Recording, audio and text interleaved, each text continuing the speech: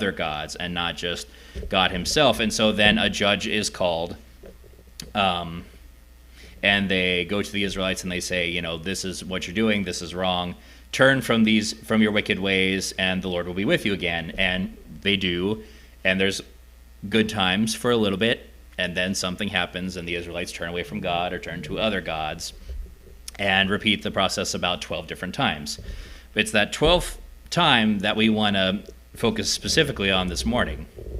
And something that I kind of skipped over that I wanted to point out is that in the times of Moses, in the times of Joshua, there was a certain line of people who were set aside as kind of the line of prophets.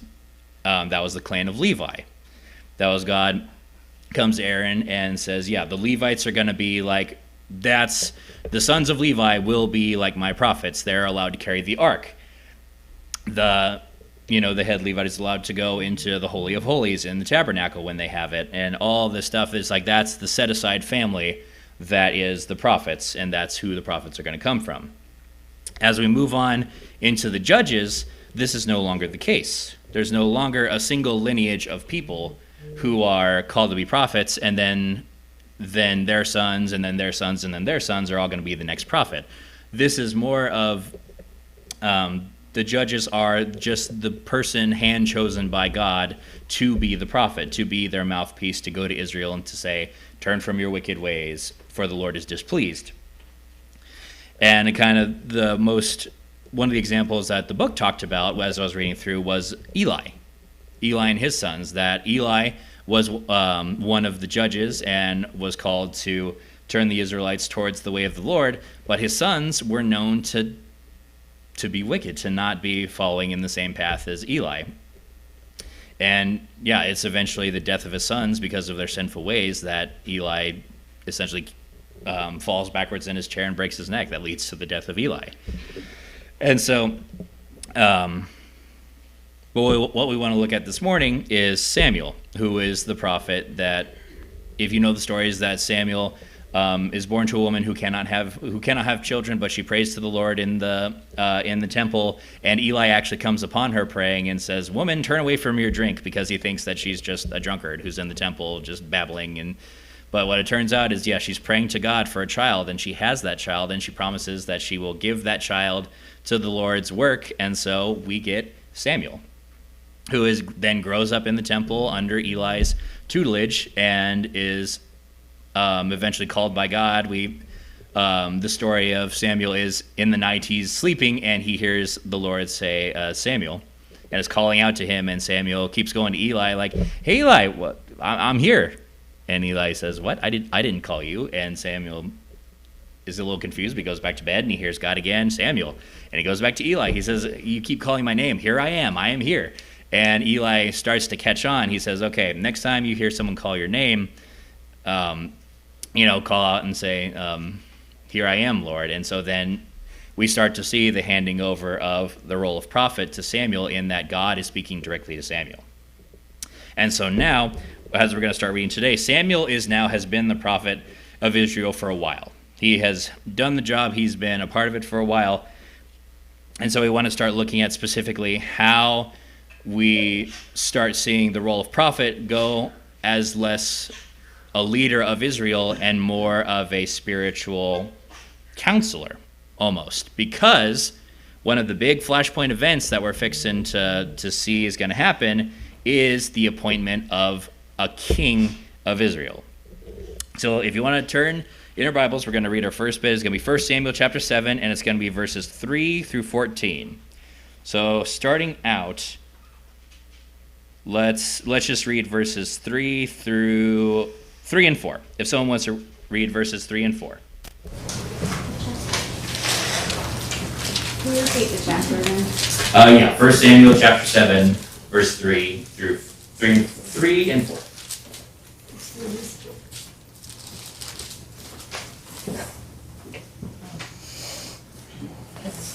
Then Samuel spoke to all the house of Israel, saying, "If you return to the Lord with all your hearts, then put away the foreign gods and the Ashtoreths from among you, and prepare your hearts for the Lord, and serve him only.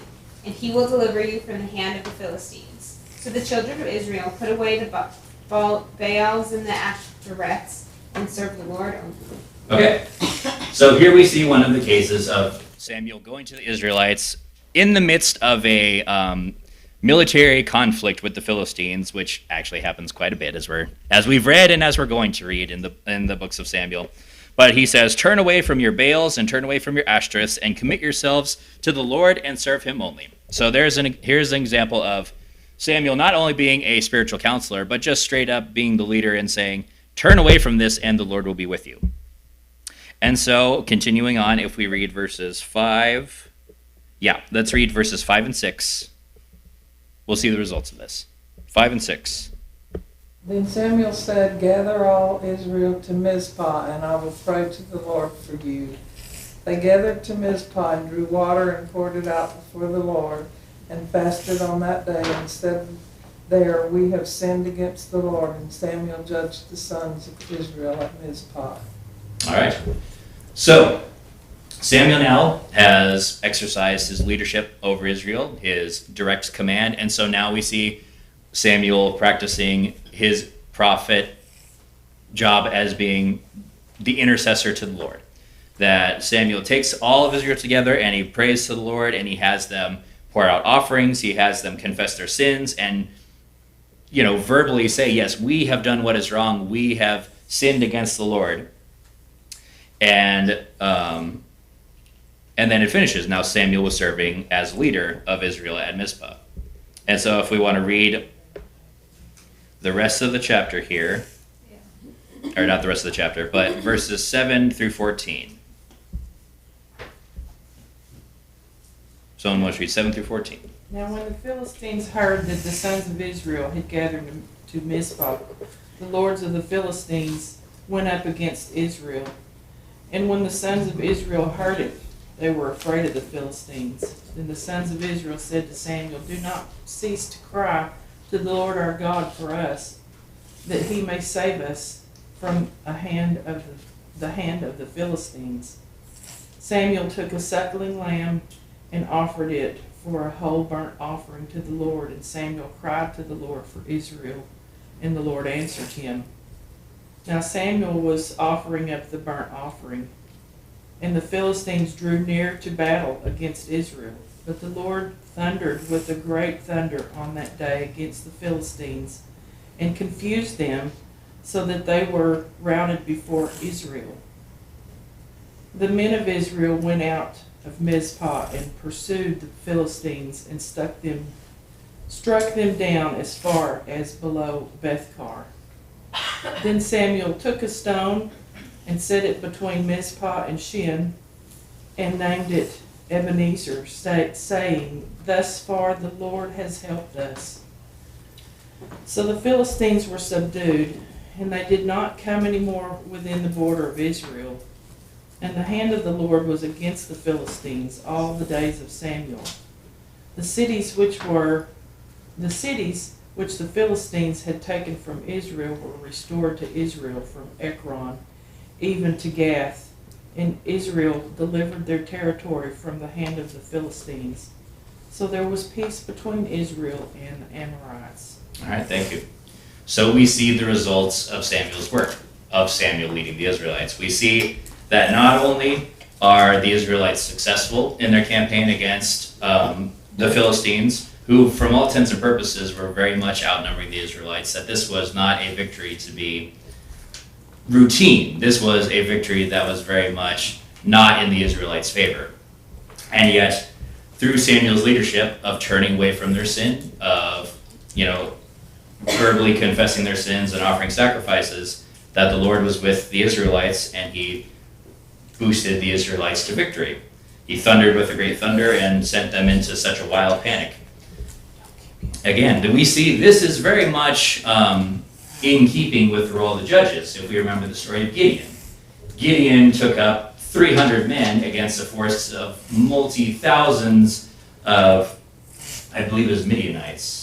But anyway, a tribe was coming to attack Israel. And with 300 men, a bunch of jars and torches, they drove them back, and it said the Lord sent the invading tribe into such a frenzy that they feared for their life and they ran. And so we see that the prophets, through their interceding to the Lord, have the support of the Lord for the Israelites.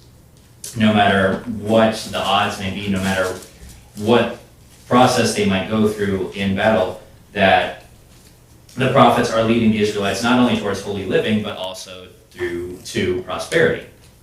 We see afterwards, after they had taken all the cities back, not only did they win their military engagements, but also they had peace between those two tribes for the rest of Samuel's life.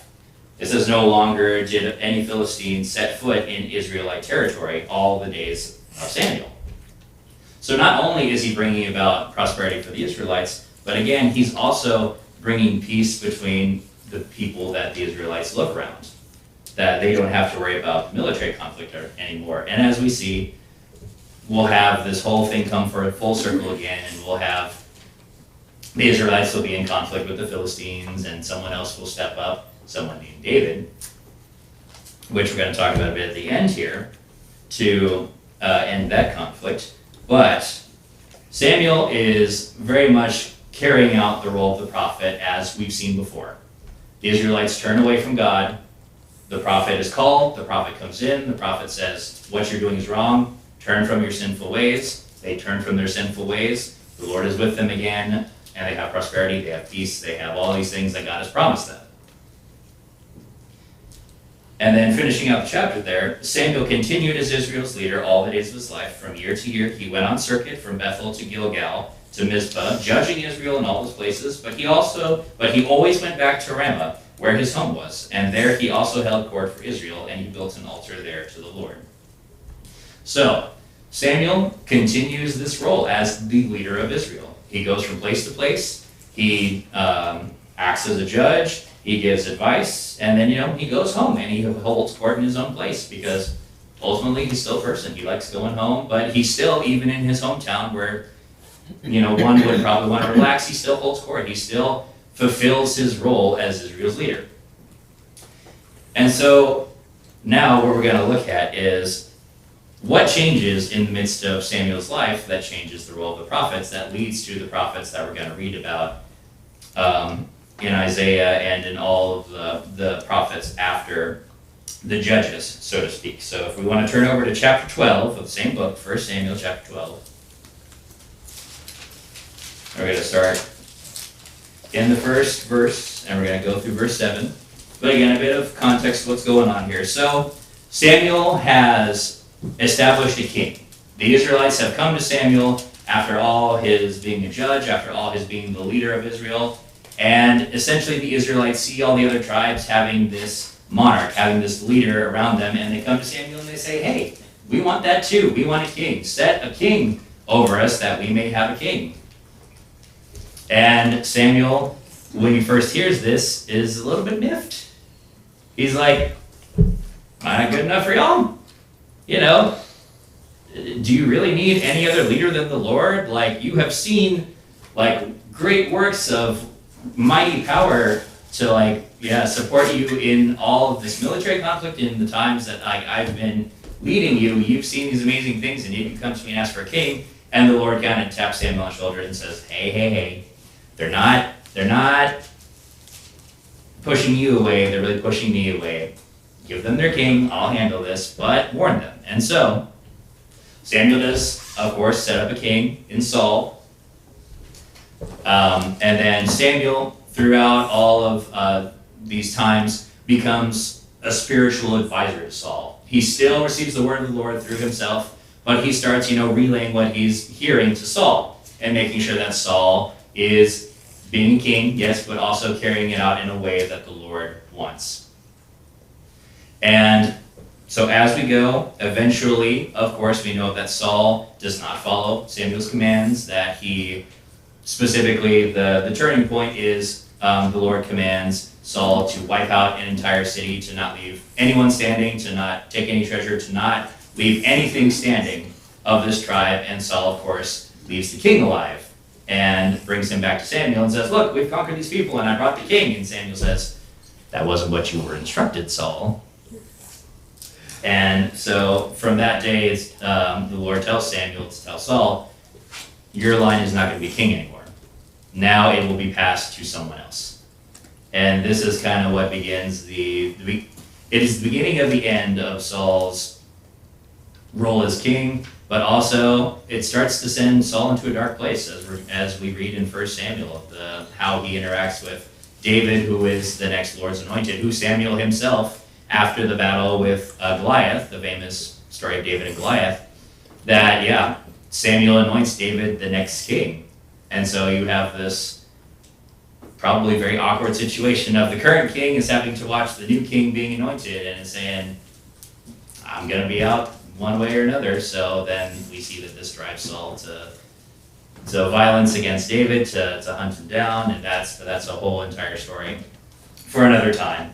But eventually Samuel's time as the Lord's prophet comes to an end, and so Samuel makes what I think in the Bible, it says Samuel's farewell speech.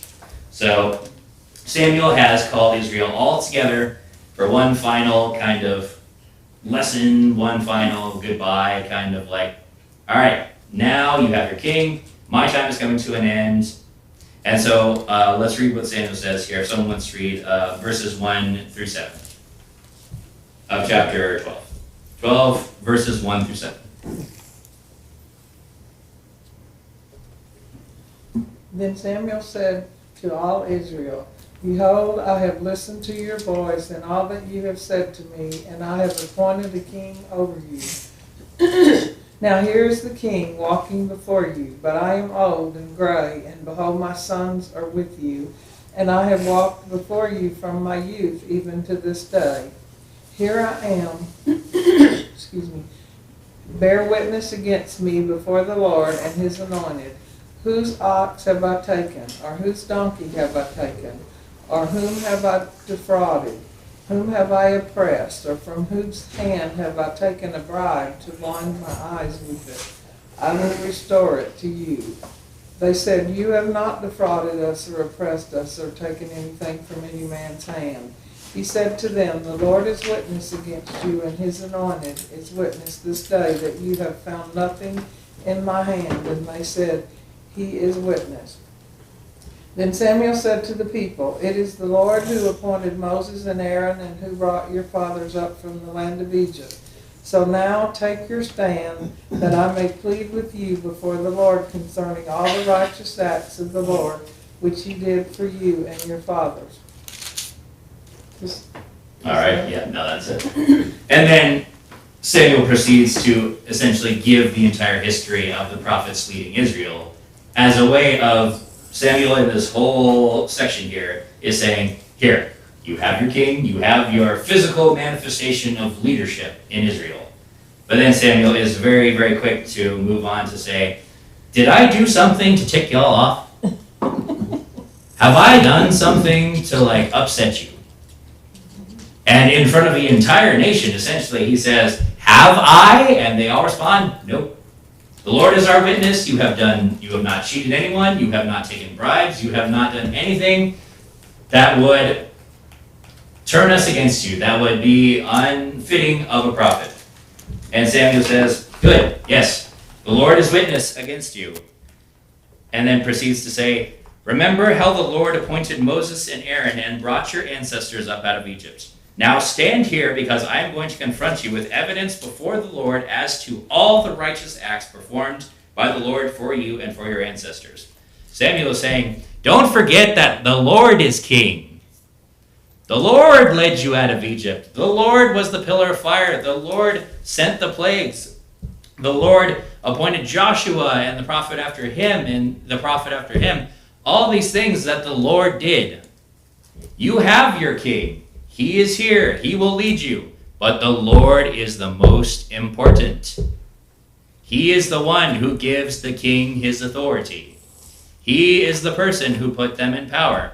I just did as I was commanded by the Lord in setting up this king. He is a servant of the Lord. And so Samuel is very clear that despite all these worldly things that he has given to the tribe of Israel, that they remember that The Lord is beyond any earthly king, that the Lord is the one who gives them their strength, who gives them their power. And so Samuel here becomes not the last, but one of the last of what you could call the working prophets, of the prophets who are going out of fulfilling leadership roles, judging directly the people of Israel, because now that specific role is being handed off to the king of Israel. And as Samuel warns the Israelites, and as we see the splitting of the kingdoms, as we've talked about last week, that the king is very much subject to corruption, that the kings are still human beings that can be tempted, that can be turned away from the Lord, just like the Israelites were.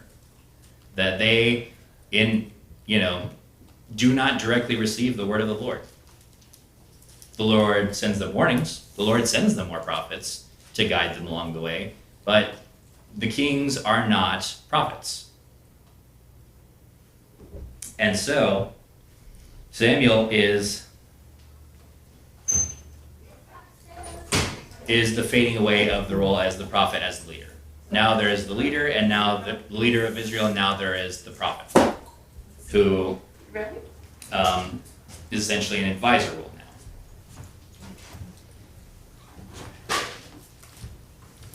And sorry, when it comes to historical things, I tend to rant a little bit. Have there been any other thoughts so far of what we've read and what we've talked about? All right, the more we get into the actual book of Israel, we'll start to have more discussion on what he writes and stuff. But when it comes to history, I just am kind of I like history. I like reading historical things. So, but yes. So here Samuel confronts the Israelites. Look, these are all the good things that the Lord has done. Remember that. Because, as he says, I am old and gray, and my sons are among you.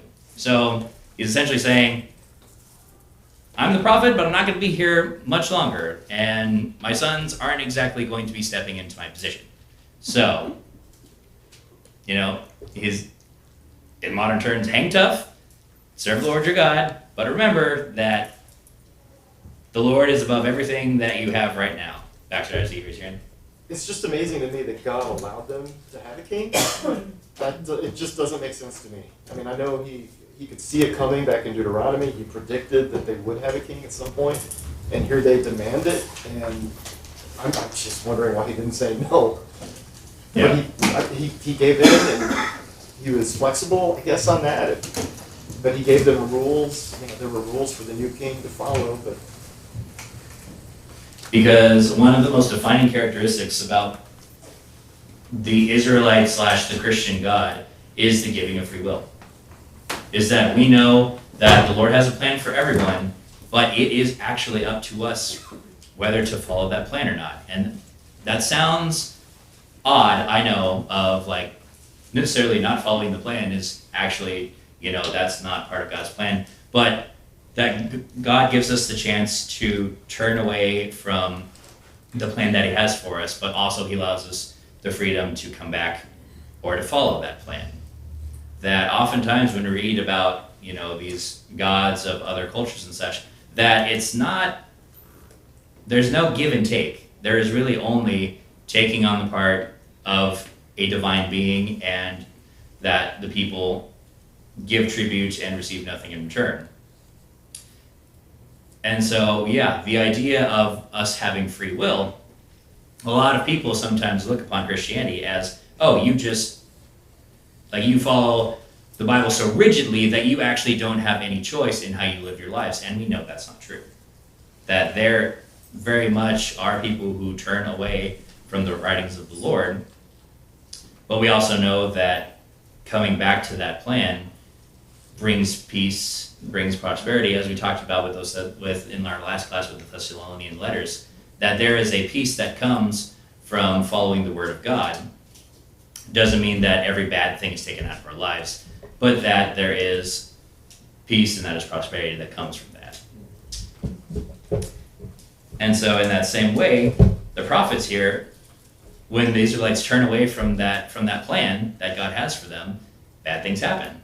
And yet there are prophets And today we have that it is our job as Christians to be the ones who speak out and say there is a better way to do things, that there is a plan that if you follow will bring peace and will bring happiness. And so as we're studying the prophets, we see the role of the prophets becomes the spiritual advisor, and then whenever eventually we get to Jesus Christ comes down, who is the Son of God, he makes Christians the prophets. That we become the mouthpieces of God. And as Paul directly says, that we are a chosen priesthood, a chosen nation to follow out God's plans. And so one last example here of the Lord's plan being carried out despite Samuel not being in the picture anymore. If we want to turn to chapter 20 of 1 Samuel, and we want to start at verses 8. So we're 1 Samuel chapter 20, and going over to verses 8 through 12.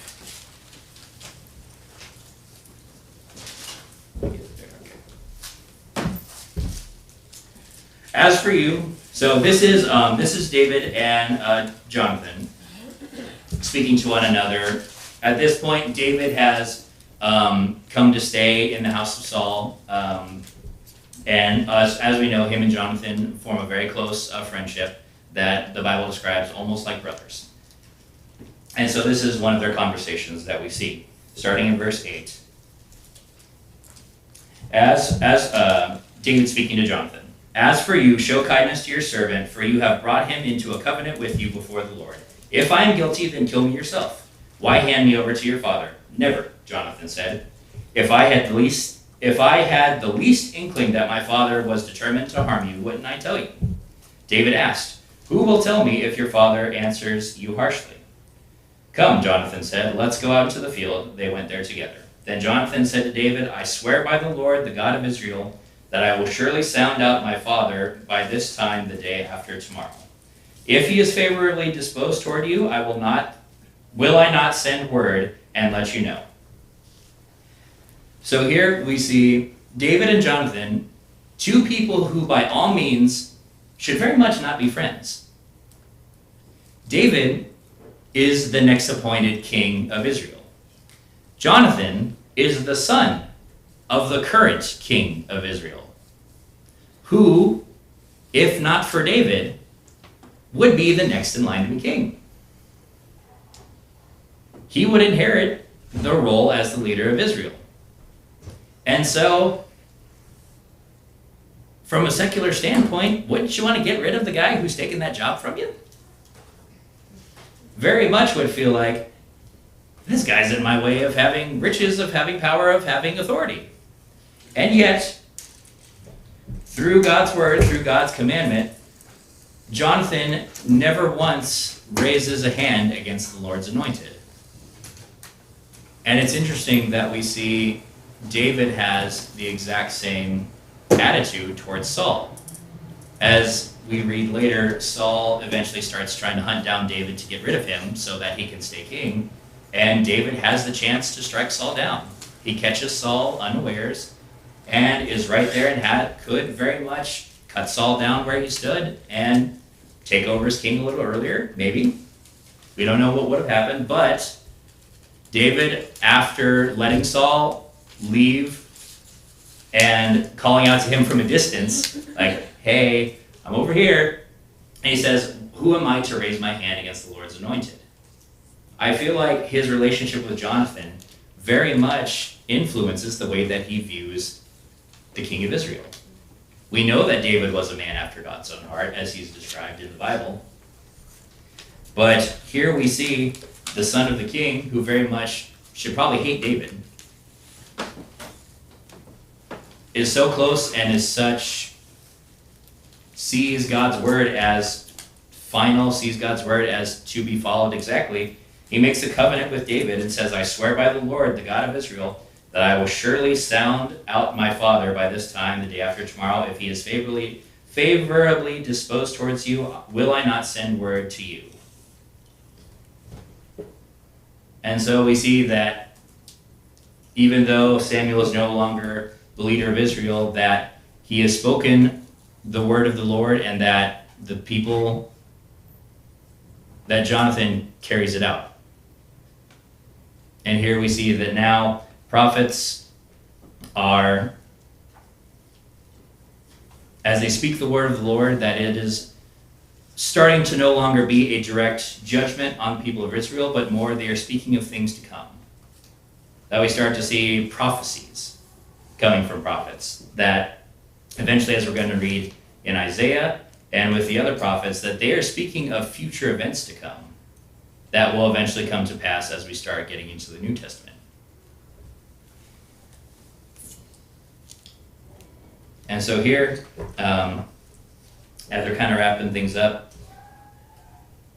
Samuel is kind of the turning point of the prophets, that his prophetic role was judging, that his role was leading Israel, and now we're seeing that God eventually tells Samuel, all right, time for the king to reign over them, time for the prophets to take an advisory role, that I will still be with Israel as long as they obey my commandments, but also, if they turn away, I'm going to need someone who's going to turn them onto the right path.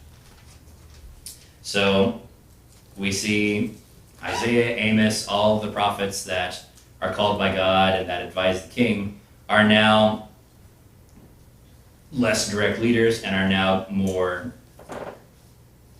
becoming the mouthpieces of the Lord. And so Samuel is that transition in between directly being a leader and more becoming that mouthpiece. Because the prophecy of Samuel was that things were going to change, that the kings were going to rule over, that the kings would lead them astray and lead them back to, but ultimately that eventually there would come a king that would rule over all. And so from that prophecy onward, the prophets aren't going to be involved in the government of the nation much longer.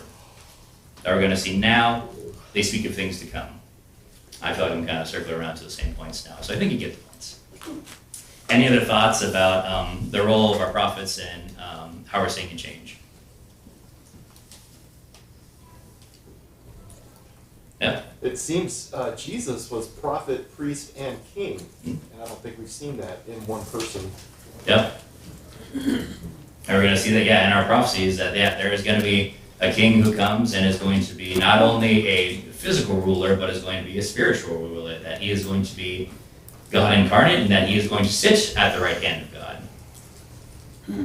And so, to the Israelites hearing these prophecies, that's like, cool. To the New Testament Israelites, they're seeing kings that were led astray, they're seeing kings that brought ruin to Israel, and so they're hearing a king that not only is going to be a great earthly ruler, but is also going to spiritually guide us and such. A+, yes. Consolidate the jobs, make it one thing again. We've seen it doesn't work out necessarily great with all those. Yeah, give us the spiritual ruler. So the coming of Jesus is very much, they see it favorably, and as we see, there's a bit of a misunderstanding of then some Israelites start to believe that the coming king is a conqueror, that the coming king is actually going to take them out of their place of serving other countries, of their different, being exiled to different cities, to different, under the rule of different tribes, and is going to establish them as rulers over all. And what they fail to realize is that it's a heavenly kingdom and not a literal going to set up a kingdom on earth where they are going to be the people running everything. And so there's where we see the butting heads of Jesus coming as the actual Messiah versus what the Israelites are expecting in a conquering war here. Yeah, so that's a good point there. Any other thoughts? I'm fixing to get the timer, so any other closing thoughts on both prophets? All right. Well, we finished our syllabus study. We've finished the prerequisites, the what's the role of prophets, what's the history of the prophets, and next week we'll actually dive into the first chapter of Isaiah. So we'll start our study of Isaiah proper. Thanks for class this week, y'all, and yeah, that's dismissed for class.